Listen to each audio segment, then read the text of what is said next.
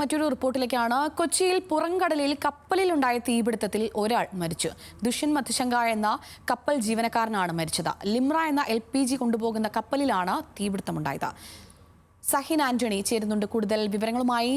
സഹിൻ, എപ്പോഴാണ് ഈ അപകടമുണ്ടായത്? ഈ തീപിടുത്തത്തിന്റെ കാരണം എന്താണ്? എന്തെങ്കിലും പുറത്തു വന്നിട്ടുണ്ടോ അതുമായി ബന്ധപ്പെട്ട വിവരം? വീണ, ഇന്ന് പുലർച്ചെ 1 മണിയോടുകൂടിയാണ് കൊച്ചിയിലെ പുറംകടലിൽ ഏറെക്കുറെ 15 നോട്ടിക്കൽ മൈൽ അകലെയാണ് ഇത്തരത്തിൽ കപ്പലിൽ തീപിടുത്തമുണ്ടായത്. LPG വെസലായിരുന്നു. അവിടെ അപകടമുണ്ടാകുകയായിരുന്നു. കപ്പലിന്റെ പേര് ലിമ്ര എന്നാണ്. ഈ അപകടത്തിൽ ശ്രീലങ്കൻ പൗരനായിട്ടുള്ള ദുഷ്യൻ മധുശങ്ക എന്ന കപ്പൽ ജീവനക്കാരന് പരിക്കേറ്റിരുന്നു. ഇയാളെ ഹെലികോപ്റ്ററിൽ നെടുമ്പാശ്ശേരി എയർപോർട്ടിൽ എത്തിക്കുകയും അവിടെ നിന്ന് കൊച്ചി ആസ്റ്റർ മെഡിസിറ്റിയിലേക്ക് കൊണ്ടുപോരുന്നതിന് മധ്യയാണ് ഇയാൾ മരണപ്പെടുന്നത്.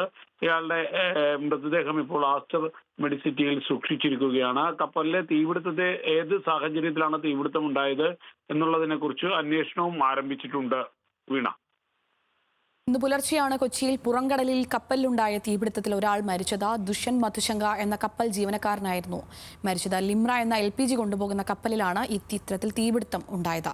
സഹിൻ ആന്റണിയാണ് വിവരങ്ങളുമായി ചേർന്നത്.